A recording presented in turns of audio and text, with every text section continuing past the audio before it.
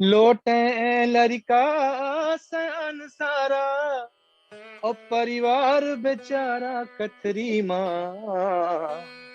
और कथरी तोहार गुनु जाने जे करे गुजारा कथरी माँ कथरी तोहार गुनु जाने जे करे। नमस्ते दोस्तों, भाषा है तो हम है के चौथे प्रकरण में चौथे एपिसोड में आप सभी का हार्दिक स्वागत है। आज के एपिसोड में हम अवधी भाषा के बारे में बात करने वाले हैं और बात करने के लिए हमारे साथ बहुत ही खास मेहमान जुड़ रहे हैं जिनका नाम है Ravi Tripathi ji. Ravi Tripathi ji Indian idol season 2 के फाइनलिस्ट रह चुके हैं। अवधी गीत बहुत अच्छे से गाते हैं, बहुत अच्छा गाते हैं वो, और साथ ही वो भारतीय के पहले सिंगर ऐसे थे जिनको एशियन गेम्स के क्लोजिंग सेरेमनी में गाने का मौका मिला और साथ ही उन्हें उत्तर प्रदेश रत्न भी प्राप्त है। तो हम बहुत खुशनसीब हैं कि आज हम रवि त्रिपाठी जी का साक्षात्कार करेंगे। तो आइए आप लोग उन्हें सुनिए। दोस्तों, जैसा कि मैंने कहा था, हमारे साथ रवि त्रिपाठी जी जुड़ने वाले हैं। तो रवि सर हमारे बीच में है। स्वागत है सर आपका हमारे चैनल पे। थैंक यू केशव जी कैसे हैं आप? प्रश्न का जी बहुत बढ़िया, आप बताइए सर। बिल्कुल ठीक है जी सर, जो प्रश्नों का सिलसिला है मुझसे शुरू करते हैं। तो पहला प्रश्न मेरा यही होगा कि अक्सर जो लोग हैं वो अवधी भाषा और भोजपुरी भाषा को एक समझने की भूल कर बैठते हैं। तो इस भ्रम को हम किस प्रकार दूर कर सकते हैं सर? सबसे पहले देखिए, लोक भाषाएं जो हैं, अगर हम बात करें अवधी और भोजपुरी की, तो बहुत बड़ा कोई दोनों में अंतर नहीं है ना। दोनों हिंदी के बहुत करीब हैं, देवनागरी के। लेकिन जैसे हमारे यहाँ कहावत है, कोस कोस पे पानी बदले और चार कोस पे पानी, तो हल्का हल्का तो अंतर हर जगह हो जाता है। और वो होते होते जो हमारी भोजपुरी और अवधी के बीच में अगर देखेंगे तो काफी सारा अंतर है। हाँ, लेकिन हमको जानना चाहिए, हमारे श्रोताओं को, बहुत सारे लोगों को नहीं मालूम पड़ता। वो अवधी गाने को भी भोजपुरी बोलते हैं, भोजपुरी को भी भोजपुरी बोलते हैं। तो आप जैसे रामचरितमानस है, तो रामचरितमानस पूरी तरह से प्योर अवधी है ना। या जो पुराने गाने थे, नैन लड़ जाई हैं तो मनवा माँ कैसा कोई बे करी, वो सारे है ना। रेलिया बैरन पिया कलिए जात, ये सारे गाने अवधी है बेसिकली। और राउर का करतानी, जो ये भाषा, हाँ, ये हमारा भोजपुरी का हो जाता है। हमारे बहुत, मैं तो खैर सौभाग्यशाली रहा हूँ कि मेरे बहुत सारे मित्र ऐसे हैं जो सारे भाषाओं से हैं, और स्पेशली बिहार, झारखंड, यूपी, एक परिवार ही लगता है। मुंबई में सबको मिला के उत्तर भारतीय बोलते हैं जी। मुंबई में जितने लोग, चाहे वो झारखंड से हैं, चाहे वो बिहार से हैं, चाहे उत्तर प्रदेश से हैं, हम सब लोगों को उत्तर भारतीय बोला जाता है। तो ये भाषा का ये अंतर है। हाँ, मेरा जो प्रयास जैसे मैं कर रहा हूँ, हिंदी में तो ठीक रहे ही हम लोग, और इंडियन आइडल भी मेरा हुआ वो हिंदी भाषा का ही था। लेकिन हमारी बेल्ट, चूंकि मेरी बेल्ट है प्रतापगढ़, बेसिकली हम लोग एस्टेब्लिश हैं, तो वो प्योर अवधी का इलाका था। और दोनों भाषाओं में जो लोक संगीत की स्थिति इस समय बड़ी दयनीय है, वो चाहे अवधी की बात करें या भोजपुरी की बात करें। मतलब मैं इसी को आगे बढ़ा रहा हूँ, इसी बात को, क्योंकि हम बात करें लोक भाषा की, तो अंतर तो थोड़ा है, वो समझ में धीरे धीरे भी आएगा लोगों को, है ना। बहुत सारी हमारी बंदिशें जितनी शास्त्रीय संगीत की हैं, वो आप देखेंगे कि अवधी भाषा में। हाँ, एक बात है कि अवधी भाषा का साहित्य ज्यादा समृद्ध है, बहुत जैसे आपको बहुत। हाँ, जैसे भोजपुरी भाषा बहुत मीठी भाषा है, उसमें साहित्य नहीं है बहुत ज्यादा। लेकिन अवधी में आप रामचरितमानस ले लें, पद्मावत ले लें, बहुत सारी रचनाएं आपको मिलेंगी। तो वो एक, फिर उसमें आप और आगे बढ़ जाएंगे मैथिली की ओर, या फिर बाबा भिखारी ठाकुर जी की रचनाएं हैं, है ना। तो वो, लेकिन मैं इतनी, हम लोग इतनी ऊंची परंपरा को लेके बढ़े, चाहे वो भोजपुरी चाहे अवधी हो, लेकिन लोक संगीत के नाम पे जो फूहड़पन परोसा जाने लगा, ये विगत मेरे ख्याल से 10-15 सालों में इसका बहुत ज्यादा लॉस हुआ। डिग्निटी इसकी खत्म हो गई एक तरह से। तो आज ये स्थिति हो गई है कि अगर आप किसी आदमी से बात करें कि भोजपुरी गाना या लोक संगीत गाना या अवधी गाना, तो लोग सीधा सीधा समझते हैं कि अब कोई डबल मीनिंग सॉन्ग होने वाला बिल्कुल बिल्कुल। है ना? या ऐसा गाना जी होने वाला है जो अश्लील गाना हो, फूहड़ गाना हो। जी तो ये हालांकि कुछ जैसे भरत व्यास जी हैं, शारदा सिन्हा जी हैं, इन लोगों ने आज भी वो अपनी परंपरा कायम रखी है, इन्होंने अपने आप को डिग्रेड नहीं किया। जी तो ये सब गौरव हैं हमारे, इस तरह के जितने भी लोग हैं। लेकिन जी ज्यादा देखेंगे आप, जो पॉपुलर म्यूजिक हुआ वो बड़ा अश्लील हो गया। तो आज हमको ये तो बात ठीक है कि एक विद्यार्थी को मालूम होना चाहिए कि ये अवधी है, ये भोजपुरी जी है ना? जैसे हर हर आदमी को फ्रेंच और इंग्लिश या जो भी लैंग्वेजेस है उसका एक बेसिक डिफरेंस मालूम होना चाहिए। हालांकि दोनों मौसेरी बहनें हैं हमारे यहाँ, मेरा ऐसा मानना है। अवधी और भोजपुरी दोनों सिस्टर्स हैं, बहुत बहुत करीब हैं आपस में, और करीब हमारे परिवेश भी है, हमारी संस्कृति भी है। ये भी एक कारण रहा है कि अगर आप यूपी और बिहार में देखेंगे तो बहुत अंतर परिवेश में नहीं है या संस्कारों में नहीं है। जैसे अपने यहाँ की बड़ों का सम्मान है, गांव की परंपरा, ज्वाइंट फैमिली, संयुक्त परिवार की परंपरा, खाना पीना, लिट्टी चोखा से लेकर सब चीजें, बहुत चीजें कॉमन है। तो भाषा का भी यही है, लेकिन थोड़ा अंतर तो हो ही जाता है। जैसे हमारे यहाँ भी जो अवधी कानपुर, लखनऊ या आप देखेंगे फतेहपुर साइड में है, वो अवधी धीरे धीरे प्रताप बढ़ाते आते, सुल्तानपुर आते आते और हमारा आजमगढ़ होते होते, बस्ती होते होते अलग हो जाती है। तो उसी भाषा में ही अंतर हो जाता है। हाँ, क्या करबो, अभी जितनी पहुंच जाएंगे उससे पहुंच जाएंगे, तो इस तरह हो जाता है अयोध्या से लेकर। तो ये अंतर है। बट हमारा मैं जो प्रयास कर रहा हूँ, जिसके लिए मैंने हमारा अवधी चैनल बनाया, या ज्यादा ध्यान दे रहा हूँ कि मैं लोक संगीत को थोड़ा सा ले आऊँ, तो हम सब का, और आपको भी मैं, क्योंकि आप मीडिया से जुड़े हुए हैं, हम सब मिलके ये प्रयास करें कि इसको अश्लीलता से बचाएं, बिल्कुल। हाँ इसके गौरव को वापस ले आएं। इतना महान, मतलब आप सोचिए, आप गाने किसी भाषा के सुनिए, आज तो इतना, मतलब मैं बताऊं, अगर जब मैंने शुरू नहीं किया था, अगर मैं पूरा लोक संगीत में करूंगा तो कई लोग लगा मैं भी उसी में आ जाऊंगा, पॉप, एक छोटी सी सफलता के लिए, पैसे के लिए, या अपने आप को प्रसिद्ध करने के लिए, क्योंकि वो उसकी रीच बहुत जल्दी होती है। अभी एक अश्लील गाना डालिए आप, आपको 4 दिन में वो लाखों लोग देख लेंगे। हालांकि मेरा कथरी एक गाना है, मेरा कथरी सर, हमारे यहाँ के एक बात मैं कहना चाहूंगा। मेरा जो परिचय है आपको वो कथरी गाने के सुनकर हुआ था, जुबाई खान आजाद साहब की कथरी त्योहार गुन वो जाने जे करे गुजारा कथरी माँ। बहुत सुंदर लगा था मुझे, इसी से परिचय हुआ था कि मेरा आपसे कि हाँ, तो इसलिए मुझे बहुत अच्छा लगा था वो कथरी गाना सुन करके। और तभी मैंने सोच लिया था कि एक बार आपसे बात तो बिल्कुल करेंगे हम। तो बिल्कुल जी, आप कह रहे थे। हाँ, तो कथरी जब मैंने शुरू किया तो उस समय मैं बताऊं, मैं तो यहाँ पे मुंबई जब आया तो मैं सुरेश वाडकर जी, मेरे गुरु जी हैं, सुरेश वाडकर जी, घर में ही रहा। और लकीली मेरा उनकी वजह से ही ऐसा उठना बैठना हुआ कि वो चाहे लता मंगेशकर दीदी हों, आशा जी हों, मेहंदी हसन जी, स्वर्गीय जगजीत सिंह जी, रवींद्र जैन जी, सबके साथ बड़ा उठना बैठा रहा। संगीत और साहित्य से बहुत करीब से जुड़ना हुआ।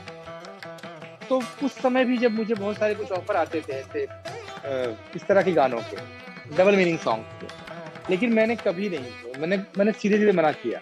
हालांकि उस समय मुझे पैसों की भी जरूरत हुआ करती थी, क्योंकि आदमी शुरू करता है जब संघर्ष, तो उसको हर चीज की जरूरत होती है। आप, हमें भी बाहर से आया था यहाँ पे, लेकिन मुझे पता नहीं क्यों ऐसा लगता था कि हम जिस फैमिली से बिलोंग करते हैं, कहीं उनकी आंखें झुके ना मेरे किसी भी एक्टिविटी से, मेरे किसी भी कृत्य से, उनको ये ना हो गया अरे कितना घटिया काम, गंदा काम, अश्लील काम। मेरी, हमारे घर की माताएं, बहनें, भाभी, जो भी लोग हैं हमारे, वो गर्व से मेरा गाना सुन तो सके, ये मेरा शुरू से सोच था।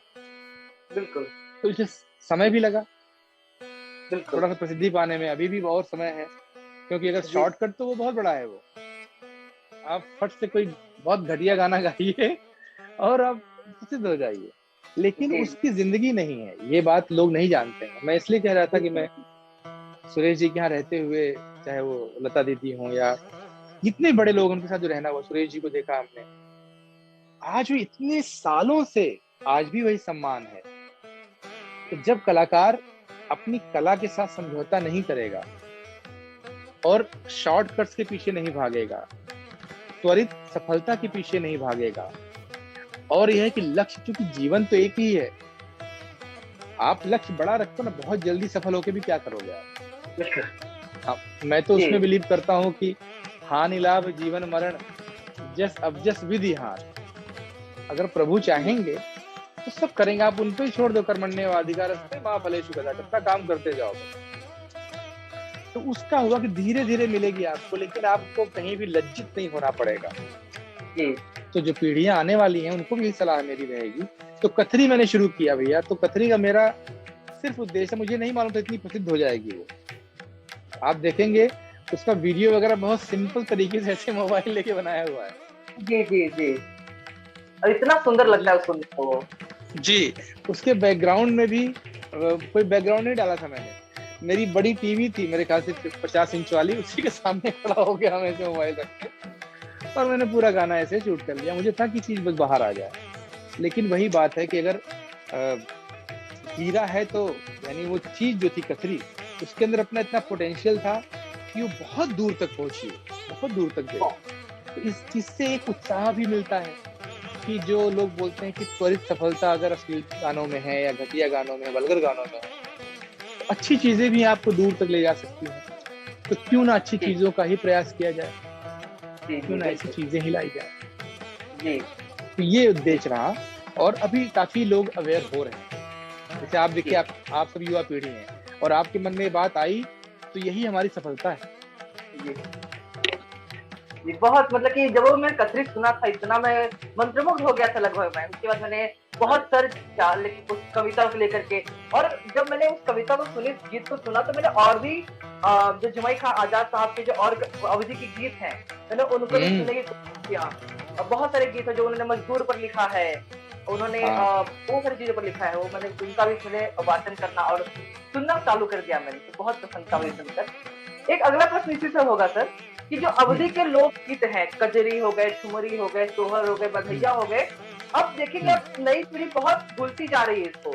मालिनी अवस्थी जी हो गई, चंदन तिवारी जी हो गई, या फिर अगर हम बात करें शारदा सिन्हा जी की अपने बात की, तो ये लोग भी इसको गा रहे हैं। कहीं ना कहीं वो हाँ। प्रयास कर रहे हैं कि नई पीढ़ी तक लेके जाए, लेकिन कहीं ना कहीं जो हमारी नई पीढ़ी है, ये कजरी ठुमरी की परंपरा को भूल चुकी है। इस परंपरा को कैसे फिर से जागरूक की जा सकती है सर? उसका वही तरीका है कि ज्यादा से ज्यादा लोग अपनी जो पीढ़ी, अपने घर में भी संस्कार देने, उनको सुनाएं।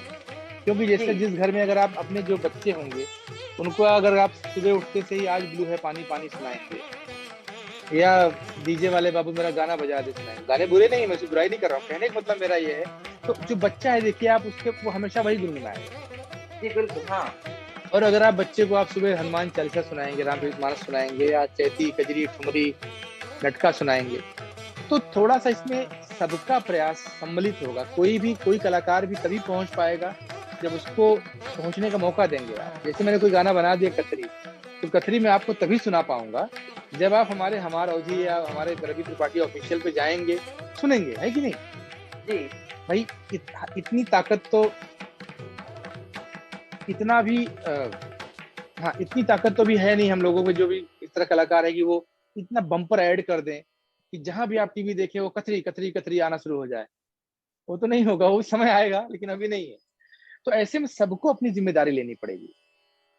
और जी, मुझे ऐसी उम्मीद है कि अब आप देखेंगे कि आने वाले 4-5 सालों में ये चीजें बहुत हद तक इम्प्रूव होंगी, यानी नई पीढ़ी को भी, और हम थोड़ा मॉडर्नाइज भी करें। हम उन्हीं जी, चीजों को हल्का सा आधुनिक तरीके से, जैसे मैंने अभी एक गाना माई बनाया है, तो हमारे यहाँ के एक रचनाकार हैं स्वर्गीय आद्या प्रसाद मिश्रा उन्मत्त जी। जी, आप इनकी भी रचनाएं कभी सुनिएगा। तो अभी उनकी रचना माई, माँ, तो माई मैंने ऑलमोस्ट अभी रिकॉर्ड भी अच्छे से हो गया है, और वीडियो उसका मैं पहले कुछ और सोच रहा था, लेकिन नहीं, लॉकडाउन बढ़ता ही जा रहा है, तो मैं जैसे तैसे करके वीडियो भी प्रस्तुत कर दूंगा उसका, मेरे ख्याल से 10-12 दिनों में। तो उसमें भी देखेंगे आपकी, आपको बड़ा मजा आएगा सुनने में। जी, तो बिल्कुल। थोड़ा सा ही, हाँ, जितने भी आर्टिस्ट हैं वो पुरानी चीजों को नए पैकेज में प्रस्तुत करें, और जहां आप 10 चीजें पॉपुलर गाते हैं, वहां 2 चीजें ये भी गाइए। तो जी, ये धीरे धीरे नई पीढ़ी, क्योंकि इसमें दम तो बहुत ज्यादा है, इसके बहुत, अंदर बहुत। पोटेंशियल बहुत ज्यादा है, बस हम उनसे परिचय कराने की बात है। तो एक बार नई पीढ़ी परिचित हो जाएगी अच्छे से, तो डेफिनेटली बहुत दूर तक जाएंगे, इसमें कोई चिंता की बात नहीं। बिल्कुल, बिल्कुल। और इसी से जुड़ा एक प्रश्न था सर कि जो अवधी भाषा में गीत लिखने की परंपरा है, जैसा कि आपने कहा कि या तो जुमैन खां आजाद हो गए, उन्मत भी हो गए, हम उनकी कविताओं को, उनके गीतों गा रहे हैं। कहीं ना कहीं अभी लोगों ने अवधी भाषा में लिखना भी बहुत कम कर दिया है। तो ये कैसे हो सकता है सर? कैसे लिखना अवधी में चालू कर सकते हैं फिर से? नहीं, लेकिन अभी अवधि में बहुत लोग लिख रहे हैं। अभी हमारे प्रतापगढ़ में ये है हमारा छोटे भाई जैसा नागेंद्र अनुज, डॉक्टर नागेंद्र अनुज, तो बहुत अच्छा लिख रहा है अवधि में। तमाम लोग हैं, हमारे अनीस देहाती जी हैं, वो लिख रहे हैं, एक अनूप लड़का है बहुत अच्छा। तो मैंने देखा अभी धीरे धीरे वो एक बयार सी बही है। अभी हम कई बार जाते हैं ऐसे, हाँ, तो इवन कई बार अवधि के व्याख्यान भी हुए हमारे यहाँ, तो हमने देखा कि उसमें बहुत से श्रोता जो युवा थे, बहुत युवा श्रोता थे और बहुत एंजॉय किया उन्होंने। तो अब थोड़ा सा चेंज हुआ। जी कारण उसका ये है, उसका कारण मैं कतरी को बहुत श्रेय दूंगा कि जैसे भी हम लोग पॉपुलर हो गए इंडियन आइडल के थ्रू, लेकिन लोगों को लगता था कि अगर जो और छोटे कलाकार थे, छोटे मतलब हमारा नहीं कि छोटा बड़ा कोई नहीं होता, लेकिन जो उतनी दूर तक इनकी पहुंच नहीं हो पाई थी, उनको लगता था कि अगर हम ये गाएंगे, अवधि गाएंगे, तो लोग मुझे एकदम सोचेंगे कि आप डाउनग्रेडेड हो, जी आपका स्तर कम मानेंगे। लेकिन जब जैसे भी मैंने गाना शुरू किया तो थोड़ा सा उनका उत्साह बढ़ा। तो जैसे हमारे एक मित्र हैं, मतलब बड़े भाई जैसे हैं, अनुपम श्याम ओझा जी, जो सज्जन सिंह बने थे प्रतिज्ञा में। अच्छा, ठाकुर सज्जन सिंह प्रतिज्ञा जी। सीरियल में, तो देखिए उन्होंने पूरे सीरियल में उनका कैरेक्टर ही था जो अवधि बोलता था एकदम प्रतापगढ़िया स्टाइल में, तो बड़ा पॉपुलर हुआ। तो चीजें धीरे धीरे लोगों को लगा कि नहीं, ऐसी बात नहीं कि आप अमिताभ बच्चन शुरू से ही करते आए हैं, एक रहे नीर, एक रहे वीर, एक रहे फत्ते, एक रहे नाम। तो ये चीज लोगों को समझ में आई। तो अब जो पीढ़ी, तो नई पीढ़ी हमेशा जाती है उस तरफ जहां उसको लगता है कि लोग ग्लैमर ज्यादा है या और लोग कर रहे हैं, समृद्ध लोग कर रहे हैं। तो अब मैंने देखा है कि अवधि को लेके भी लोग बहुत उत्साहित हैं और बहुत अच्छा काम हो रहा है, बहुत अच्छा काम हो रहा है। बिल्कुल बिल्कुल सर। ये तो खैर अवधि भाषा से जुड़े हुए प्रश्न थी सर। कुछ प्रश्न आपसे, आपके जीवन से पूछना चाहूंगा सर मैं, कि आपने किस प्रकार जो है अपने जीवन को गढ़ा? मतलब आपका जीवन है वो इंडियन आइडल से पहले और इंडियन आइडल के बाद, इसमें कितना बड़ा अंतर आपको देखने को मिला सर? बहुत अंतर तो बहुत बड़ा हुआ, क्योंकि इंडियन आइडल से पहले मैं मुंबई तो आ गया था सुरेश वाडकर जी के पास। मेरे संयोग से मुझे सौभाग्य था मेरा कि उन्होंने अपने घर में ही रख लिया मुझे। मैं 10-12 साल घर में ही रहा हूँ, उसी दौरान मेरा आइडल हुआ। तो लेकिन होता क्या है कि उसके पहले मैं ट्यूशंस करता था, मैं लोगों को सिखाता था शास्त्रीय संगीत। हमारी एकेडमी भी सुरेश वाडकर जी की आजीवासन एकेडमी, तो उसमें शुरुआत हमने की अध्यापक के रूप में, और फिर मैंने प्रतापगढ़ में भी एक एकेडमी खोली। तो मुझे ऐसे लगा कि समाज से हमको इतना मिलता है तो हमें देना भी चाहिए। तो जो समस्या मुझे हुई कि बहुत लालगंज हजारा हमारी जो जगह है, बहुत छोटा सा गांव प्रतापगढ़ जिले में, तो वहां से बाहर आने में मैं तो भाग्यशाली रहा कि मुझे रास्ते मिलते गए और सही जगह पहुंच गया। तो जो और लोग आना चाहें, तो मैंने वहां पे एकेडमी खोली। 7-8 साल हो गए और बहुत सारे बच्चे, मतलब 100-150 बच्चे अभी तक पढ़ के और कई जगह अच्छी जगह स्थापित भी हो गए। बहुत से बच्चे वहां से जो अच्छे लगते हैं उनको मैंने सुरेश जी की एकेडमी में एडमिशन दिला दिया, या और जहाँ भी। तो ये एक प्रयास भी किया हमने। तो मेरी लाइफ जब शुरू हुई, तो आइडल जब आया, उसके पहले मैं एक संगीत का टीचर था जी। कैलाश खेर जी मेरे उस समय के मित्र बन गए थे, तो उन्होंने कहा भी भाई टीचिंग तो कर रहे हो लेकिन थोड़ा सा अपने आप को आगे भी लाना चाहिए। उन्होंने सलाह दी कि यार आइडल करो। मुझे भी लगा कि भाई प्रसिद्धि कैसे मिलेगी। तो इंडियन आइडल में आने के बाद जमीन तो 360 डिग्री चेंज हो गई हमारी। यानी मैं एक सामान्य सा रवि त्रिपाठी था, और उसके बाद थोड़ा प्रसिद्धि मिल गई। इतनी प्रसिद्धि मिली उस समय तो कि जब मैं फ्लाइट में जाता था तो सारे क्रू मेंबर था आके, और वो लोग, सेल्फी का टाइम नहीं था उसमें, लेकिन सामने फोटो खिंचवाते थे। वो एयरपोर्ट पे कितने लोग फोन पे बात करवाने के लिए कि मेरी मम्मी से बात कर लीजिए, वो बहुत पसंद करती थी आपको। वो ग्लैमर भी देखा मैं, और इस हद तक देखा कि शुरू में तो हम समझ नहीं पा रहे थे। जब हम आइडल से बाहर आए तो कई बार जहां भी जा रहे हैं तो लोग रवि नाम से बुला रहे हैं, और हम लोग छोटी गांव के लोग, क्या होता है कोई नाम से बुलाए तो हम सोचते हैं कि भाई ये मुझे पहचान रहा है, मैं क्यों नहीं पहचान पा रहा हूँ, कौन है कौन है कौन है, कहाँ मिले थे, है ना, एक मेंटालिटी होती है। जी बिल्कुल। तो बहुत समय लगा मुझे ये डाइजेस्ट करने में कि भैया ये हमारे परिचित तो नहीं है, लेकिन टीवी में देखा है उन्हें, इसलिए मेरा नाम इनको मालूम। बिल्कुल बिल्कुल। तो वो एक अलग ही, हाँ, अलग अलग दौर था। तो और एक अनुभव हुआ मुझे जी कि मैंने ग्लैमर जो वर्ल्ड हमारा है जी उसको बहुत करीब से देख लिया कि जब हम पहले में कुछ नहीं था, अननोन था बिल्कुल। आइडल में आने के बाद बहुत पॉपुलर हुआ, लेकिन समय के साथ हमारे यहाँ की बहुत शॉर्ट मेमोरी होती है ऑडियंस की। जी जी साल भर के बाद मैं कहीं गुजरता था तो एयरपोर्ट बोलते अरे कहीं देखा है आपको, कहाँ देखा है, सीरियल में। तो मैंने कहा कि शायद हो सकता है आइडल, हाँ त्रिपाठी ओके ओके ऐसे देखा है। 2 साल 3 साल बाद उनको लगता था कोई तो है और ऐसे गुजर जाओ, अननोन अननोटिस्ड। जी जी बिल्कुल उससे होता है। हाँ, उससे एक और सबक मिला कि जो प्रसिद्धि होती है वो कभी भी बहुत स्थायी नहीं होती है, तो बहुत दिल पे नहीं लेना चाहिए। बिल्कुल यानी आप जब बहुत प्रसिद्ध हो जाइए तो आप खुश रहिए, एंजॉय करिए, लेकिन जब लोग भूल भी जाएं आपको तो भी आप एंजॉय करिए। बिल्कुल हाँ क्यों? क्योंकि हैप्पीनेस जो है, वो खुशी जो है, वो स्टेट ऑफ माइंड है, वो इन चीजों पे डिपेंड नहीं करती। और जिन लोगों की खुशी इन पे डिपेंड हो गई है वो बाद में बहुत फ्रस्ट्रेशन में आ जाते हैं। बिल्कुल अब मुझे नहीं पहचान रहा है लोग, अब मुझे बताना पड़ रहा है कि मैं ये हूँ, मैं वो हूँ, ये। तो जी इसका जी भी मजा है अपना लाइफ, बिल्कुल बिल्कुल सर। इसका भी एक आनंद है। सर हाँ, इसी से एक और जुड़ा हुआ प्रश्न मेरा कि आप पहले भारतीय सिंगर थे जिनको एशियन गेम्स की क्लोजिंग सेरेमनी में बुलाया गया था। आपको उत्तर प्रदेश रत्न प्राप्त है, तो इन सफलताओं को किस तरह देखते हैं आप? ये सब भगवान का आशीर्वाद है, जी क्योंकि मैं बहुत स्ट्रांगली बिलीव करता हूँ कि जो कुछ हालांकि इसमें इसका मतलब जैसे जो मैं कहने जा रहा हूँ ये बहुत बहुत लोग इससे पता नहीं एग्री करेंगे नहीं करेंगे।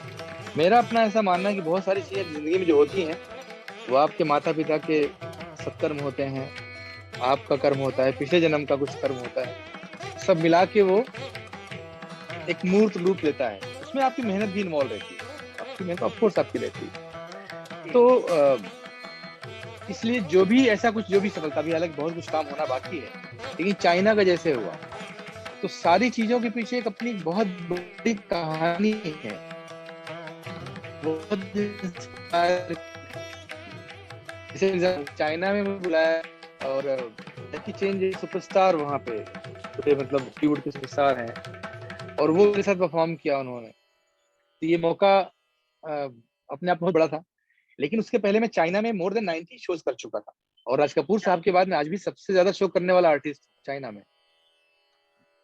Thank you. जी तो उसमें एक ये भी रहा कि उसकी शुरुआत बहुत ही हर चीज के पीछे ना कुछ ना कुछ कारण होता है। मैं बताऊं आपको, एक इंस्पायर करने वाली स्टोरी है कि मैं जब मैं ट्यूशन लेता था, जब मैं सुरेश जी के यहाँ रहता था और मैं लोगों को घर घर जाके ट्यूशन पढ़ाया करता था, उस समय हम लोगों को एक क्लास लेने का 150 रुपए मिलते थे और मैं 1 घंटे ट्रेन से जाना, 1.5 घंटे करीब सेंटा क्रूज से चर्च गेट और 1-1.5 घंटे आना, ये सब करने के बाद और 1 घंटे क्लास सब करने के बाद आपको 150 रुपए मिलते थे। तो संघर्ष के दिन थे। एक बार मैं ट्रेन में जा रहा था तो मेरे पैर पे किसी का कुछ गिरा। अच्छा, सेकंड क्लास में ट्रेवल करते थे क्योंकि उस समय इतनी कहते हैं ना इस लायक इतने पैसे नहीं थे कि आप फर्स्ट क्लास में जाए, जितने पैसे बच जाए उतना अच्छा है। तो मैं ऐसे सब, और सेकंड भीड़ बहुत होती है सेकंड क्लास ट्रेन में, अगर मुंबई की ट्रेन किसी को आइडिया होगी तो बताएगा, बहुत भीड़ होती है। तो मैं ऐसे ट्रेन में जा रहा था तो मेरे पैर पे कुछ गिरा, इतनी बड़ी मुश्किल से झुक के कैसे निकाल उठाया, देखा तो वो नोटों का बंडल था। अब मैंने कहा नोटों का किसका गिरा, तो मेरे मन में लालच, फिर मेरा एक और मानना है कि जिंदगी में जितना ईश्वर ने आपको सोचा है ना कि आपको 500 करोड़ कमाना है लाइफ में, 1000 करोड़ कमाना है, 10 रुपए कमाने हैं, वो फिक्स है। हम लोग खाली उसका रास्ता ढूंढते हैं अपने अपने विवेक से। जैसे अगर हम चोरी करना शुरू कर दें तो भी उतना ही कमाएंगे जितना भगवान ने हमारे उसमें लिखा होगा, और अगर हम अच्छे काम करें तो भी उतना ही कमाएंगे। इसलिए कभी थोड़ा सा इन चीजों से थोड़ा मन कभी बहुत लालच में नहीं आता कि गिर गया तो लेके रख लो जेब में। और तो उस समय मुझे लगा लेकिन इतने में से किसका गिरा है ये कैसे पता करूं, क्योंकि सभी बोलेंगे हाँ, और मुझे लगा बहुत मोटी गड्डी थी वो, गिन तो नहीं पाया। लेकिन मालूम आभास हो जाता है कि अरे ये तो कुछ गड्डी है। खैर, तो मैं जोर चिल्लाया, किसका पैसा गिरा, किसका पैसा गिरा। तो पैसा जैसे ही लोगों ने सुना, तो पैसा का नाम आते ही सब आसपास भीड़ बहुत थी, लेकिन सब हलचल हो गया और सब ऐसे घूम गए। सबकी पीठ मेरी तरफ थी, सबके मुंह मेरी तरफ हो गए, ऐसे टर्न हो गए। और मैं ऐसे मैंने कहा, उसी तभी एक आदमी लड़का था, आदमी था 50-55 साल का। अरे मेरे पैसे थे साहब, मेरे पैसे गिर गए। तो अब मैं तो चुपचाप पड़ा। कई लोग, अरे तुम्हारे पक्के तुम्हारे थे, किसी और के तो नहीं थे, कितने थे? उसने कहा साहब देखिए गिन लीजिए, 46,500 करीब बोला शायद, उसने याद मुझे आ रहा है। तो सबके सामने गिना हमने, उतने ही पैसे थे, तो मैंने उसको दे दिया। तो लोग बड़ी तारीफ करे, आप इतने ईमानदार हैं और इतनी बड़ी बात कौन करता है ये। और जिसको दिया बेचारा वो तो एकदम रोआ, मतलब उसने कहा साहब ये ले लीजिए पैसे, कुछ 1,500। तो मैंने कहा नहीं आप खुश रहो। और मुझे बड़ा अच्छा लगा कि उसका पैसे मिल गए। तो कई लोग क्या करते होता नहीं कि आप उसमें उस पॉइंट पे थोड़े से हीरो बन जाते हो आप। कि लोग, अरे भाई आप तो कमाल कर दिया आपने तो। तो कई लोग क्या करते, मैंने कहा मैं गाना गाता हूँ, गाना सिखाता हूँ। उसी में से एक कोई था, उसने कहा अच्छा मेरा भी इवेंट का काम है, तो कभी कुछ मौका लगेगा तो बताऊंगा। तो सोचिए कि मैं ट्यूशन पे जा रहा था, वो घटना हुई मेरे साथ और बात हो गई। 2 महीने बाद उसका फोन आया कि अरे हम लोग ट्रेन में मिले थे, तो आप आ सकते हैं लोखंडवाला में, अंधेरी में एक ऑडिशन होने वाला है, चाइना टूर जाने वाला है, उसमें सिंगर चाहिए। तो सोचिए उससे मेरी चाइना जाने की शुरुआत हुई। और फिर मैं लगातार जाने लगा और फिर बहुत प्रोग्राम किए मैंने। तो कहने का मतलब कई बार छोटी छोटी घटनाएं, वो छोटा बीज कितना बड़ा वृक्ष बनेगा इसका अंदाजा हमको नहीं होता। बिल्कुल। और वो फिर जब भारत को रिप्रेजेंट करने का मौका मिला, तो अपने आप में उसको पूरी दुनिया में करीब 50 करोड़ लोगों ने देखा था उस प्रोग्राम को जब टेलीकास्ट हुआ था। और अपने हिंदुस्तान के, विश्व के हर न्यूज़पेपर के फ्रंट पेज पे हमारी फोटो थी परफॉर्म करते हुए। इंडिया में तो तूफान मच गया था, रेडियो से लेके टीवी। तो वो बहुत इंडियन आइडल से बड़ी सफलता थी वो। लेकिन उसका जो बीज था, सोचिए कहाँ था वो, छोटी सी ईमानदारी। तो और फिर ऐसे ही बाकी सब सामान तो ठीक है, और मेरा मानना अपना काम करते चलिए, चीजें अपने आप हो जाती हैं। तो अभी भी बहुत बड़ा रास्ता तय करना है मुझे, जो लक्ष्य हमारा है, लेकिन रास्ते का मजा लेना इम्पोर्टेंट है। मंजिल तो अपने आप मिल जाएगी और आखिरी मंजिल सबकी है, यहाँ से विदा लेना। बहुत ज्यादा मंजिल के चक्कर नहीं पड़ना चाहिए, रास्ते को एंजॉय करना चाहिए। मैं उन लोगों को बताना चाह रहा हूँ जिनको लगता है कि भाई अगर मैं आज देखूं तो आज मैं मुंबई जैसे शहर में एक बहुत बड़े घर में रहता हूँ। हमारे पड़ोस में कौन है? हमारे पड़ोसी हैं आयुष्मान खुराना है, तापसी पन्नू है, अभिजीत सावंत हैं, बहुत बड़े बड़े लोग हैं। BMW में चलता हूँ, ये सब चीजें हैं। लेकिन आपको फिर मैं सार बता रहा हूँ कि ये सब कुछ नहीं है। हो सकता है आज है कल ना हो। बिल्कुल। अपने आप को, आप कभी अपनी खुशी को इन चीजों का मोहताज नहीं बनाइए। आप अपने हर क्षण को एंजॉय करिए, रास्ते का मजा लीजिए। आज जब मैं सोचता हूँ अपने पुराने जीवन, जब 150 रुपए एक ट्यूशन भी लेता था, तो आज वो यादें मेरे लिए बहुत मधुर यादें हैं, बहुत अच्छा लगता है। तो इसलिए जो मिलता जाए, है ना, वो जिंदगी। एक गाना बहुत अच्छा रफी साहब का इसी पे, हर फिक्र को धुएं में उड़ाता चला गया, मैं जिंदगी का साथ निभाता चला गया। तो बस वही फिलॉसफी है। सर, आजकल एक बहुत प्रचलित प्रश्न है, आपसे पूछना चाहूंगा मैं, क्योंकि आप इंडियन आइडल के सदस्य रह चुके हैं, तो पूछना चाहूंगा सर मैं कि बहुत सारे जो लोग, उनका ये मानना है कि बहुत सारे जो रियलिटी शोज के जो पार्टिसिपेंट्स होते हैं, जो कंटेस्टेंट्स होते हैं, वो बहुत प्रचलित हो जाते हैं, लेकिन कहीं ना कहीं प्लेबैक सिंगिंग तक का जो सफर है वो तय नहीं कर पाते हैं। उनको बहुत सारे जजेस आते हैं, वो कहते हैं कि भाई तुम बहुत अच्छा गाते हो, तुमने तो ओरिजिनल से भी अच्छा गाया, इतनी बड़ी बड़ी तारीफें मिलती हैं, लेकिन कुछ समय बाद वो गुमनाम हो जाते हैं और बहुत कम सिंगर होते हैं जो प्लेबैक सिंगर बन पाते हैं। ऐसा क्यों होता है सर? इसका कोई रियलिटी से लेना देना नहीं है। ये एक होता है कि जैसे मैं अपनी बात करूं, तो हालांकि वो गलत भी कई लोग बोलेंगे कि मैंने आज तक मैं किसी को अप्रोच ही नहीं किया। मतलब मुझसे वो भिखारी के जैसे जाके सर गाना दे दो, गाना दे दो, गाना दे दो, काम दे दो, काम दे दो, वो नहीं आता। मुझे लगता है जरूरत भी नहीं है, मुझे नहीं चाहिए। मुझे जो धीरे धीरे आ रहा है, तो एक तो ये कॉन्सेप्ट होता है कि बहुत से लोग अगर स्टेब्लिश हो जाते हैं, जैसे मेरा मेरा छोटा भाई है राहुल वैद्या, वो भी बहुत अच्छा काम कर रहा है, शोज कर रहा है, सब कर रहा है, क्योंकि एंड ऑफ द डे आपको शोज ही करने हैं पैसे कमाने के लिए। और आपका गाना लोगों तक पहुंचे तो आप जैसे मैं भी अवधि में काम कर रहा हूँ, मैं हिंदी बहुत सारे गाने हैं, मैं भारत बोल रहा हूँ गाना है, अच्छा अभी संगीतकार के रूप में भी मैं आ गया। तो उसका रीजन एक तो ये होता है कि बहुत सारे लोग क्योंकि उनको एक थोड़ा सा एस्टेब्लिशमेंट मिल जाता है तो अपने आप को वो, क्योंकि लोग ह्यूमिलिएट बहुत करते हैं। मैंने देखा, मैंने शुरू में काज जगह किसी को बोला और हमारे जानकार को बोला तो उनको लगता था कि अच्छा गाना इतनी आसानी से आओ, नाक रगड़ो, सर बोलो। तो देखिए काम करना बुराई नहीं, सर बोलना बुराई नहीं। मुझे भी कोई आदमी बोलेगा भाई साहब एक गाना आप गाना है, आप कलकत्ता आएंगे, मैं कलकत्ता चला जाऊंगा, यानी काम है मेरा, लेकिन स्वाभिमान के साथ समझौता भी नहीं करता। जो सेल्फ रिस्पेक्ट है वो किसी भी हाल में हमको, अगर हम उसको गंवा दिया हमने तो मतलब क्या है जीने का फिर। एक कारण ये है। दूसरा ये है कि जिन वही बात हान इलाह में जीवन मरण जस विधि हाथ, जब प्रभु की इच्छा होती है। अब मेरी दोस्त थी नेहा कक्कड़, मेरे साथ इंडियन आइडल में थी, हमसे पहले आउट हो गई थी और बाद में बहुत शोज भी की। फिर मेरा एक शो आता था क्लोजर परफॉर्मर, इसमें मैंने और नेहा कक्कड़ ने साथ में एंकरिंग भी की, नेशनल पे आता। प्लेबैक बहुत कर रही है आज की डेट में, तो रियलिटी शो से ही है। अरिजीत सिंह रियलिटी शो से हैं, अरिजीत भी हमारे साथ फेम गुरुकुल में थे, बिल्कुल भाई जैसे अपने हैं। और मैंने संघर्ष भी देखा अरिजीत का, बाद प्रोग्रामिंग करने लगा और आज बहुत गाने गा रहा है। श्रेया घोषाल भी आई थी रियलिटी शो से, सारे मोनाली ठाकुर मेरे साथ। तो ये एक खाली स्टेटमेंट है कि नहीं आते, ऐसा आते, कुछ नहीं है, ये कोई बात नहीं। जिसको जाना है, मुझे पर्सनली अगर मुझे लगता कि मेरा जीवन सारा प्लेबैक गानों में ही है, फिल्म के गानों में है, तो शायद मैं भी नगरी नगरी द्वारे द्वारे भटकता, मैं ये इतनी सीरीज, पुराना सीरीज, धमाका सीरीज, ये सीरीज, वो सीरीज। मुझे नहीं लगता, मुझे लगता मैं ऐसे खुश हूँ ना, मैं ऐश कर रहा हूँ, लाइफ में मजा कर रहा हूँ, मुझे नहीं जाना है हाथ जोड़ना कि साहब मुझे गाना दो। तो ये अपना अपना स्वभाव है। जी बिल्कुल सर। इसीलिए मैं संगीतकार का मुझे ऑफर आया तो मैं म्यूजिक करने लगा। मैंने कहा म्यूजिक ये होगा कि अब जैसे मैं एक फिल्म है मेरी अभी आएगी रेड सिग्नल, उसमें 4 गाने हैं, तो 3 गाने एक कैलाश खेर जी ने गाया है, एक गाना सुरेश वाडकर जी ने, मेरे गुरु जी ने गाया है, एक शान ने गाया है, एक गाना मैंने पलक मुछाल ने गाया।